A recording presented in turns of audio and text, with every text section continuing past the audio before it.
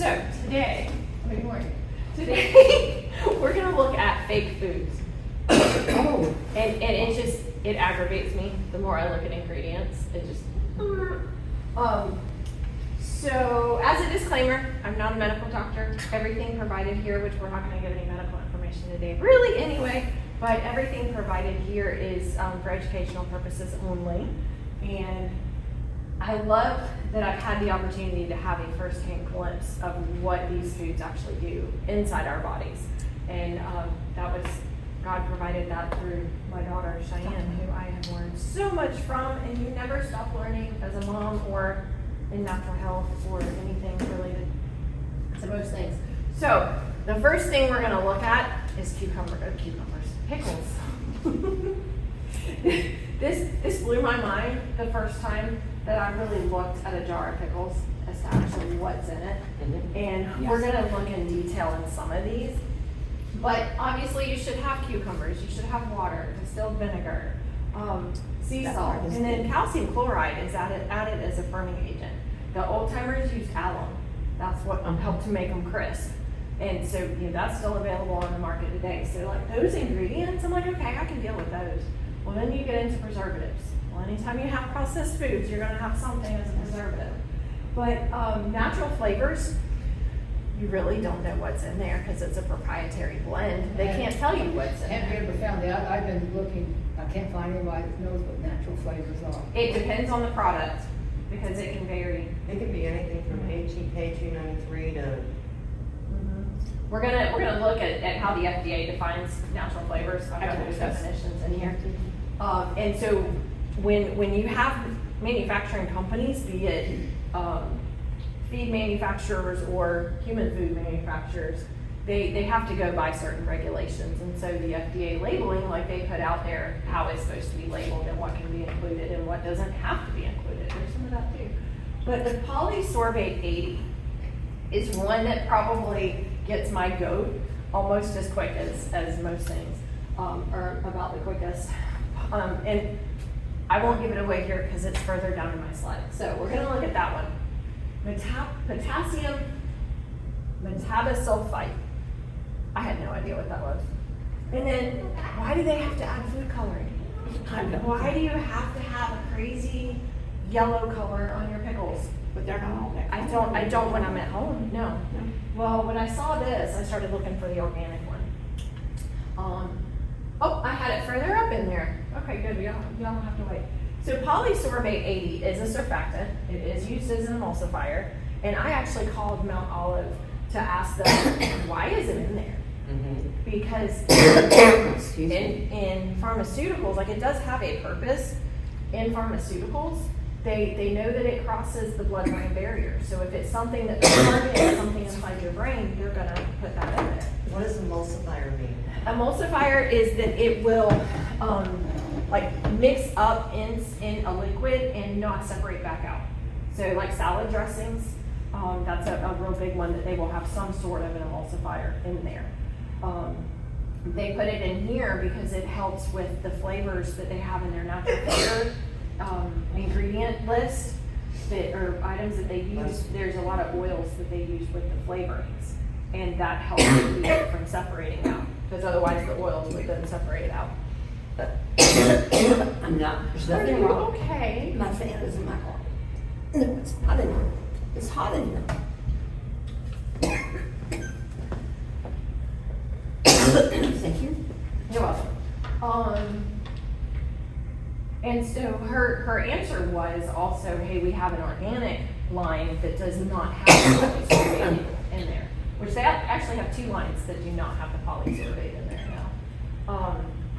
But they also have the you're noisy. And I don't have a cold or anything, it's good. Smells.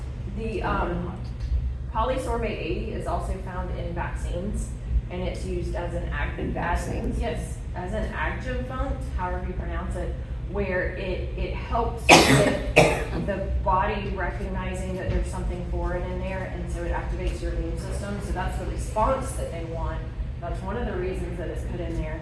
But also, if you have aluminum, which a lot of times is in the vaccines, then polysorbate and aluminum attach to each other, and it brings that aluminum right past the blood-brain barrier. And so that's an issue that you don't want. So when I saw it in the food, I'm like, this crosses the blood-brain barrier. What are you doing? Pardon me. But of course, in the food industry, they don't look at that. That's not anything in their scope, so they're not gonna pay attention to any of that. Well, it's not anything in their scope. Their whole thing is, how can I get this to mix and be pleasing to the consumer so I can sell it? That's the information they want. Okay, potassium metabosil, whatever it is. It's a food preservative, so it preserves the natural color of the food, and it protects against food bacteria. That's really important. There's a lot of these that they'll put in there for that purpose. But it also preserves the taste of dehydrated foods, but also they use it in some canned foods. I thought that was really interesting. Winemakers use it. I didn't know that either. And they use it in other industries as a dye, as a printing agent, gold processing, and also in photography for developing. And yet we use it in our food too. Sodium benzoate is a very common food preservative, so it's probably one of the older ones. And it's very effective in acidic food, so you'll see it in lemon juice or anything that has a high acidity, like pickles. But then you also find it in soft drinks and soy sauces and jams and pies. And so bottom line from today's talk, if you don't remember anything else, read your labels. Read your labels. So for some people, these don't bother them at all internally. Some people do have allergies and whatnot with them. So should it be avoided? Well, this is a derivative from benzoic acid, which has the potential to form benzene, which is a known carcinogen. And when you get sodium benzoate and ascorbic acid together, which you do find in some soft drinks, for instance, really? There we go. Then it creates more benzene. So you're having something now that can potentially cause cancer. Also, extended storage periods, exposure to heat and light. So figure transportation issues, if the truck has to sit for a long time or whatever, it builds up heat in there, that can affect it. And 5 parts per billion, anything over 5 parts per billion, according to the EPA, should not be in our drinking water. So if that's the case, and you look at all these people that drink a bunch of sodas, they're just, it's a ticking time bomb. On the olives when you show them? Mm-hmm. I saw them at Publix the other day. I don't even buy them. I did, and I've eaten them. I did not look at anything that was in it because I knew it should be thrown in the garbage. Uh-huh. Why I bought them, I don't really know. But that sounds. Well, I'm going to show you some that are actually okay, Oh, good. that are not absolutely horrible. That's why I don't buy them usually. I didn't buy them for a long time because I couldn't find the organic ones. Simply Pickles. I was a little surprised when I saw this label, to be honest, because I had looked at Simply Pickles before at Publix, and I don't remember it being just this simple as far as the ingredients going. So I'm glad to see that they have simplified their ingredient list. But I had to look up gum arabic because I really wasn't sure why it was in there. But again, you've got natural flavors, so that helps to enhance the flavor of the pickles. When I'm canning them at home, I don't put that in there, so I don't get it. But gum arabic is also known as acacia fiber. Acacia is actually a tree, and you can buy that as a fiber supplement, just like you can psyllium husk. It does about the same thing. It's a soluble fiber. So that in itself is not bad. It's used to thicken beverages, enhance flavor and textures, and is also added to breakfast cereals. They also add it if they need more fiber in that, either in supplements, some supplements use this, or in the food itself. They'll add this or psyllium most of the time as far as the fiber content goes. So this is the one that I started buying, and if I can't find this one, or now that I've done this class and looking at the Simply Pickles, again, I still read the ingredient labels, even if it's something that I've been buying for years. Check and just double check periodically those ingredient labels, because they'll change things in the ingredients and you won't even know it. But this one, they don't have the polysorbate in there because they don't use the oils for anything with the flavoring or any coloring. They have turmeric that they use for natural added color. Still, I don't know why they have to do that, but it sells. That's the only thing I can think of. So what exactly are natural flavors? They are basically anything that comes from a natural source. So it could be a vegetable juice, fruit juice, edible yeast, which could be the like bacon yeast even. That would be considered an edible yeast. Nutritional yeast, if anybody uses that, I like it on my popcorn. That would be considered an edible yeast. Anything nutritional yeast? Yeah. It's What flavor does it it's supposed to give a cheesy flavor. To me, it doesn't. I just like the flavor of it, but it's also naturally high in B vitamins. Thank you. It can come from an essential oil. It can come from a protein hydrolysate, and I don't know how they get the hydrolysates.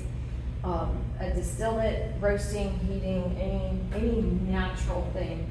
It can be from seafood, poultry, eggs, dairy products.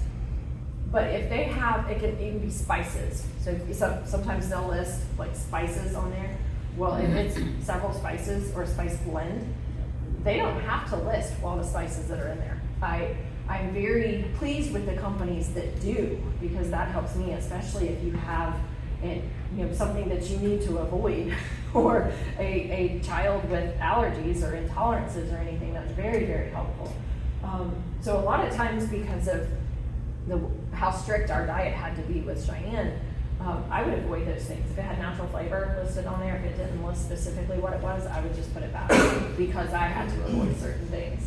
But if it's just one thing, they'll list on there. Like if it's a strawberry flavor, they'll put strawberry flavor. But if it's strawberries, raspberries, blueberries, and blackberries together, they don't have to list it. That would be natural flavors.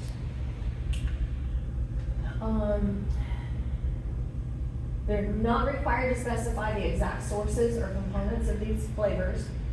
Instead, they can use that generic term that I talked about, and that's what I was referring to too with the strawberry flavor. What bothers me about any flavor is how do they get that flavor? Is it through biochemical or is it through the actual fruit? That's what I don't like about flavors. Yeah. Usually, my understanding, if it's anything related to like biochemical, anything synthetic, any of that, that has to be artificial. Otherwise, Listed separately. right. So it'll have like So natural like and Campbell artificial soup, flavors. Campbell soup's on there. You go through the ingredients, but down below that, it says contains bioengineered food products. But they don't tell you what they are. Sometimes they'll be asterisk, but a lot of times they don't. But if it has in there, like a soy product, you know that is corn. Wheats and oat at this point are not. They're just pretty chemically laden. Trying to think what the other ones are. Papaya. Some of the, like papaya and the summer squash and the zucchini squash, those are what I would consider more like hybrids, because they're not, summer squash anyway, they're not like injected like Roundup Ready corn or the BT corn, stuff like that. That's more in the corn products. And if you look on there and see what the product is, you can kind of determine, knowing what your GMO products are, you can kind of help determine what they may be referring to. But corn and soy are huge. So this is one of our favorite fruit snacks, especially among track kids, track and field. But when they're running, like a lot of times they need something for a quick energy. And I've got two of them on here, and I'll show you the differences between them also. But this one has what I do not like. What I do like about it, it starts with fruit puree. I can't even talk. And it actually has the fruit in there, like the actual fruit puree. So I do like that about it. Of course, being gummies, you know it's going to be full of sugar right off the bat. The ones in red are the items that I usually try to avoid, sometimes you can't. But modified cornstarch, modified tapioca starch, other than the source, those are basically the same purpose. They're both starches. And we'll look a little bit and defining more what the modified starches are. Of course, it's gonna have gelatin in there. They have the fruit juices and all that stuff in there as well. And then, of course, carnauba wax. You're gonna have that in just about any gummy there is. You're gonna have carnauba wax, which if you don't know what that is, it's the same wax essentially that they use to wax surfboards to get that real, yeah. So it's a wax. Right to eat, right? Right. And then what I don't like especially is it's got the food coloring in there. That I don't like. But if you just look at this right here and you don't look at the ingredients, you would think, oh, this is a good, healthy snack. Not. Let me go to this other one for a second. Okay. So this is the other one that I actually like a tad bit better, but the first ingredients, corn syrup and sugar. Very first ingredients. And it's a little bit, then you have the starch and then you get into the juices. So your ingredient labels goes from most to least. And so you want to definitely keep that in mind. Wow. But again, looking at this, you think, oh, these got fruit and veggies in them. This is great. Did you have a question? Well, I wanted to make a statement with how much you Oh. do. Like, when I get something, I'll sometimes ask her, and she'll say, just don't eat it. Make your own soup or whatever. Yeah. Now- And the key on that one is the fruit flavored snacks. For Right. me, when I was, Right. if I was buying it for my grandgirls, I'd be like, because I don't even have to read the. No. And that's what I consider a savvy consumer, because you're gonna really pay attention. A lot don't. But the one thing that I don't like about this, I actually had one at a friend's birthday party and it took my crown out. It was that sticky. Whoa. So But corn syrup and sugar are the first two ingredients. exactly. Well, So, and in I don't gummies, know. I expect that. A lot of people don't. Some kids, this is where their fruit and vegetables come from, which is very sad. No, I like fresh. So this one is not as sticky. Yeah. So that's the only reason I buy this one over that one. And the fact that it's farmer owned, I do like that. I appreciate that. But again, it's junk food. Okay, so artificial flavors. Any substance that is not derived from any natural source.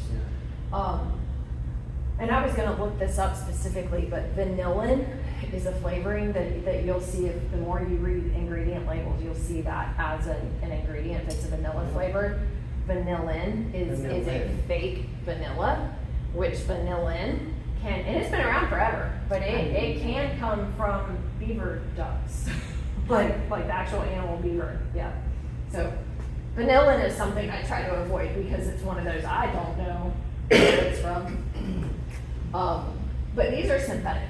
Anything, if this says artificial anything, you know it right off the bat, you know it's synthetic. Which I would consider to be a genetic, a bioengineered is what I would consider that to be, because if it's not real. Right, but Did they it's make made in the a lab. Yeah. So artificial colors.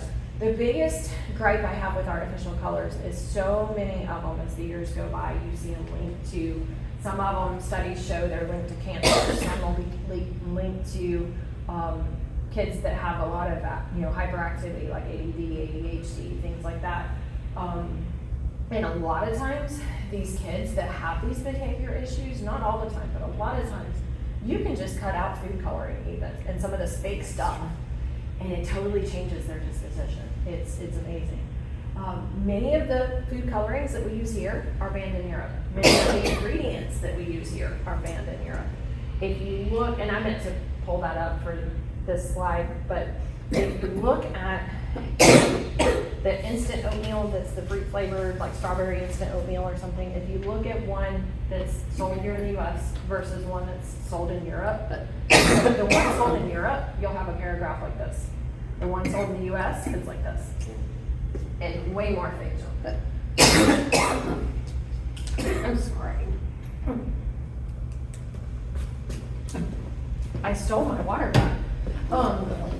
So modified food starch does not actually refer to GMO at all. However, if you do look at what the source is, because sometimes, most of the time they'll put on there if it's modified cornstarch, if it's modified tapioca starch. If it's from wheat, they do have to have somewhere on the label that there's wheat in this product, because that is a food allergen. Corn, even though there's a bunch of people allergic to it, it's not a national food allergen, so they do not have to list it as corn.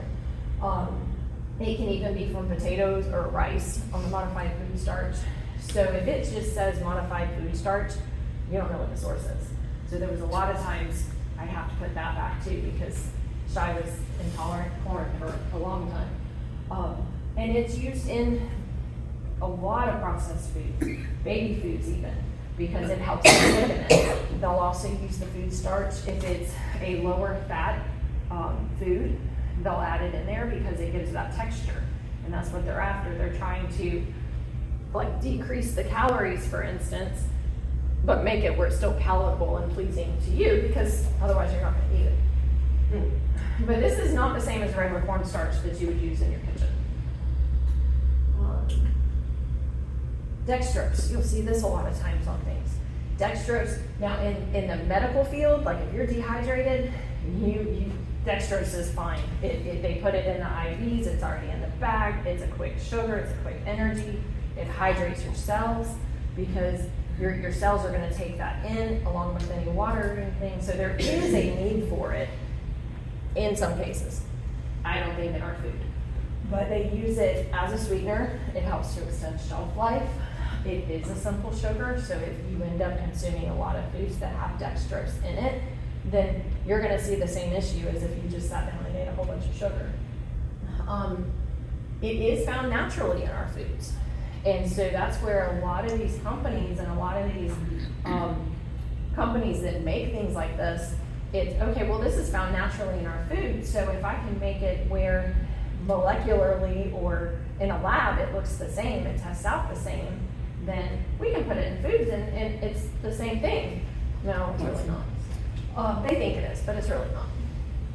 But in the natural form of dextrose, I wouldn't have a problem with, especially in moderation, because it is more in your honey and table sugar and stuff that you should be eating in moderation anyway. Typically, it's made from corn. Propel Fitness Water. I had to include this because it just, Gatorade, all of these, they get under my skin. They're marketed as a sports drink. They're good in small amounts. I don't mind even with Montana as an athlete, and there's times that she does need the Gatorade. That's quicker than some of the other hydration things, but Propel has, like, I'll see kids with Propel and Fitness Water, and they think, oh, well, it's water, it's the same thing. No, look at the ingredients, it's not. But how many kids would go buy that would look at the ingredients? They wouldn't, but their parents should. But they not be buying But they it. would. And you know what I'm saying? Mhm. No parents at that I point. know, I was at Walmart one time and they still had the cashier out the, garden section. Mhm. And this lady bought, this kid couldn't have been over 5 or 6 years old, she bought him one of the energy drinks, the. Oh, gosh. Red Bull, I said, late. I Those said, are banned in "Lady." Europe too. I Yeah. thought, hey lady, you're what, you wanna wear your kids active? I says, you're gonna kill this kid before he's a teenager. Yep. Those drinks, those are awful. And the reason I put this in, not only just for all of these other that are in bold, that preservatives and everything else, but where it has the sucralose and the acetylfulmate potassium. I have a slide on each of those, but sucralose is nothing more than Splenda. It's the same thing. It's That's just a Splenda. generic, not the brand name Splenda. Sucralose, you will always see the acetylfulmate potassium in with predominantly sucralose, but you always see it with another sweetener. The ACE-K is what I call it for short. That's another way that you'll see it. It's a sweetener, is all it is. And it's actually very similar to saccharin, which is the old sweet one. I see it a lot in Propel, and that one I think gets under my skin more than most, because it's one of those hidden things that if you just look at it, you'll go, oh, okay, this is some kind of potassium. It's not. And this here, I was asking Cheyenne, I was like, what do you think would be in that? She goes, well, berry. And you just look, have her looking at this right here. It's like, yeah.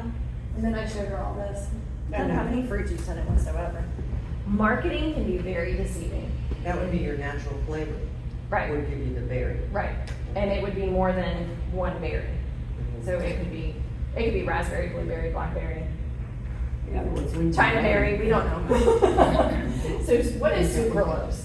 It is marketed as Splenda.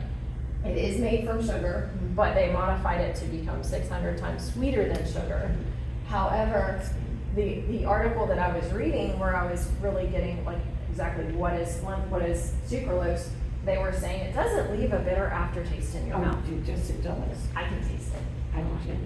But if you pick up something and it says no added sugar or no sugar or low sugar, make sure you look for this. Because you're gonna have some sort of sweetener that does not increase your glycemic index or your blood sugar. It is designed to pass through your body instead of being stored and used as energy. It is almost all calorie free. And how they're able to do this is they change one of the sugar molecules out for chlorine. That's not funny. Chlorine disrupts the gut. Chlorine disrupts the thyroid. Acetylfulminate potassium. I did not realize it's been around since 1988. I hadn't heard of it until the last couple of years. It is brand name is Sweet One or Sinet. I've never heard of those either. Mhm. But it is made in a lab, like most artificial sweeteners. But it's always, because it does have a bitter taste, you're always going to see it combined with something else. So some better alternatives. Stevia is actually a plant that if you're very diligent, you can grow it here. It grows better in the cooler climates, but you can grow it here.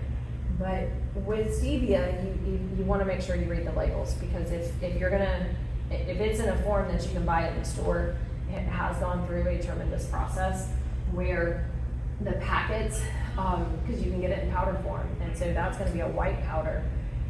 Even with that, it has to go through a whole process to get it to that point. The powders are often mixed with maltodextrin because it has to have something to help flow. And plus, I guess they're wanting to cut some of that bitter taste, I'm not sure. This one, a little bit goes a long way. If you get too much, it has a horrible taste to it. But if you do it in just a little bit, then it's not bad. I like the drops the best because of that. And with the sweet leaf drops, they have the water stevia extract, but then they add natural flavors. So again, you don't know what the natural flavors are. But to me, for us personally, I would think that's a better alternative than having maltodextrin added in there. The drops are easier to get exact out. Monk fruit is one I've just started hearing about the last couple of years. And so for me anyway, it's fairly new. There's not gobs of research out there. As of right now, they're saying it's a fantastic sugar substitute. It's another one of those that does not raise your blood sugar. And so with both of those, you also, any of the artificial sweeteners or stevia or monk fruit, you want to still eat those in moderation, because your body still goes through the same process, because your taste buds still recognize there's something sweet coming in. I have to alert the pancreas because we need insulin so that we can get glucose into the cells, and it's this whole cascade that starts up, and then there's no sugar there for it to bring in. So in regular sugar, you know, Walmart brand sack of sugar, and you don't have a problem with me with sugar, Right. is that, and because I don't eat a lot of it anyway, but is that worse in some way than these? I think they are. I think honestly, you're better off using honey, Why? cane sugar, because of the whole process that your body goes through anyway. And it can, So it's not the way the sugar's processed, it's the way. right, Process. right. So even if you didn't have any issues, and now they're even saying with diabetics that it's better to have a little bit of the regular sugar versus a lot of this.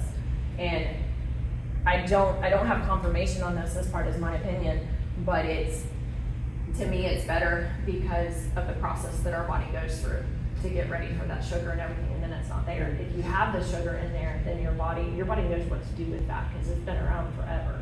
Stevia, you might be able to, especially in its natural form, that may be a little bit better than, Cause I don't eat a lot of sugar, very little, that's excellent. but I just go regular table sugar, you know? Yep. And honey, what I love about honey is it's got a lot of nutrients in there. It's got a lot of minerals and everything, but it also has the pollen. When the bees go through and they pollinate, and they get the pollen and bring it back to the honey, there's a lot of those benefits from those plants that end up in the honey as well. So that's an added plus. And It if never you, spoils either. right, it does not. About the worst, it never spoils. 1,000 years and it'll still be good. Yeah, they found some in the Egyptian tombs that are thousands and thousands of years old. They're still good. The worst thing I've seen with honey is if it's too high of a moisture content, and I usually have this with clover honey, it'll crystallize. It's still not bad, you just heat it up, and then you can still use it. Pure maple syrup. And on this, I do recommend the organic. I have a friend who's in natural health as well, that's up in New York, and so of course that's, maple syrup country up there. And I was asking her, okay, what exactly is the difference between the regular and the organic? And she said that honestly in organic, there's things that they cannot use to clean the piping and all that stuff to extract it out of the trees and whatnot. Chemicals they cannot use that they can use in the regular. And so to limit the amount of chemicals that we get, it is better to get the organic. They've changed the grading system on the maple syrup. It used to be A or B with, I think it was B was the darker one, and that's the one I like the better. But I look for the darker maple syrup if it's in the glass jars, is what I look for. That way, because you get more minerals and stuff in it. It's just a better quality. So maple syrup, and I don't know about honey, but is maple syrup, I don't know if this is true. I heard that it's vitamin B source. I haven't heard that about maple syrup, but blackstrap molasses has a lot of bees in it. Maybe that's what I was thinking. It could be. Dr. Bill that I was working with, we avoided like sugar like the plague at first. And again, that was because of issues that Cheyenne was having. But even down to cane syrup. And so I asked Bill about it, because we have a lot of people around here that make cane syrup. And he goes, cane syrup isn't bad. He said because of the way it's made, it's got so much concentration of minerals and everything else in it. And he's like, that's not bad at all. So if you do get cane syrup, I recommend somebody who's made it instead of commercially off the store shelves. His name. Just from editing, I don't remember which video it was yesterday. You actually mentioned blackstrap molasses in one of your previous weather talks. Probably the iron. It was either that or the seed. I think it was the iron because it does have a lot of iron in it. I Blackstrap just remember molasses. the camera angle, your camera was over there. So we are still getting past videos up on our YouTube channel. So what I'm a Shai little was slow on editing. what Shai was saying, in case she doesn't get picked up by the microphone, on the blackstrap molasses, it does have a high iron content in it as well. So, and B vitamins, those are the two main things. Sorghum molasses, because it's made a lot like cane syrup, would be good too. But again, with any sweetener, I don't care if it's a natural sweetener, artificial sweetener, whatever it is, you want to use it in moderation. So with sugar, there is a difference. You've got the pure cane sugar and you've got sugar. And if it says sugar on the label, it's sugar beets, which are genetically modified. So pure cane sugar to this point is not genetically modified. Plus the cane sugar is grown here in Florida. It's probably grown in other like Caribbean countries and stuff as well. But we do have a lot of cane sugar down south, and there's also U.S. sugar that processes the cane sugar is down south. So there's a plus for regular sugar. However, It tastes better to me than regular sugar. I don't taste a difference in it. As far as regular sugar, meaning versus an alternative sugar, yes, I agree. It does taste better. The powdered sugar, I was pleasantly surprised. I've gotten into decorating cakes again, and so with the frosting, you use a lot of powdered sugar. There's a difference in that, because the store brands, if you look at the ingredients, it'll say sugar, cornstarch, Domino. And I've gotten to where predominantly I will buy Domino sugar because it specifically says on there pure cane sugar. And even in their powdered sugar, it's pure cane sugar and cornstarch, and then a non-GMO verified label, which means neither one of those products are GMO. Because cornstarch, typically, that could be a GMO product. Domino's, it's not a genetically modified cornstarch. So, a plug for them. Right. Citric acid. You would think citric acid would just be from citrus, right? No, it doesn't have to be. It can be, but it doesn't have to be. It can be from lemons. It can be from pineapple juice. It can be from a fermentation of Candida species. Candida is a yeast that we naturally have in our bodies that if it's in check, it does great. If it's out of whack and out of balance, then it's horrible. Or it can come from Aspergillus niger, which is a fungus that they've actually been using that source since 1919. Yeah. And citric acid can be added into foods without any limitation. Sometimes the FDA will say you can only have like so much in a food. This one doesn't have that. Anything that has a tart taste, look on the label because it may have citric acid in it. And so most of the time citric acid is just a fake ingredient, is what I call it. Maltodextrin, we saw a few things that had that in there. It can be made from any starchy foods, corn, potato, rice, tapioca, wheat. Corn being, it could be GMO. May not be, but most likely it is. It's used to thicken, bind things, improve the texture. It helps to preserve foods. It also replaces sugar or fat in foods. So if you see a low sugar food, this is one of the things you want to look for. If you see a low fat food, look for maltodextrin also. But it also is a very quick energy source. So athletes, like this may be fine for them because they're going to burn it off anyway. But it is one of those that we just typically try to avoid. This aggravated me. So clear vanilla, clear vanilla itself, a pure vanilla, will not be clear at all. I've looked. I've even tried to find one. It will not be clear. If it's clear, it's a fake vanilla. You know that right off the bat. Well, in frostings, they say use a clear vanilla because it will not color the frosting that way, and then you can do whatever you want with it. I'm probably going to use regular vanilla anyway in my frostings just because of this once I use this one up, because of the propylene glycol. That's another one I get on my soapbox about. Yeah. Anything with glycol. Yeah, we're gonna look at that in a second. And so, and it tells you right on the box it is artificially flavored and all that stuff. So, I mean, it does warn you, thankfully, they label it correctly. Do you have a recipe for making vanilla extract? I've gotten some made by individuals where we've got the vanilla beans and the, but I think they made it out of, with either vodka or rum or. I wanna say Usually Is that how you do Yeah. it? Yeah, usually vodka. Yep, and it takes about a year for it to soak. It's a long process. Dark place. I used it up, it was so good. Yes, it is the best. I had a friend bring me some years ago, and I babied it. I babied it very. Use a dark bottle. Mhm. Keep it in a dark place. Yep. But yeah, it's worth it to make your own. It's totally worth it. The other, the vanilla, the regular vanilla, the pure vanilla, it'll say on there sometimes the Madagascar vanilla beans, which are really, really good.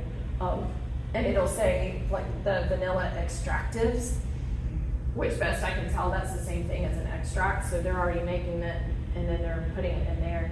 And it'll usually have like the water, the extractives, and alcohol.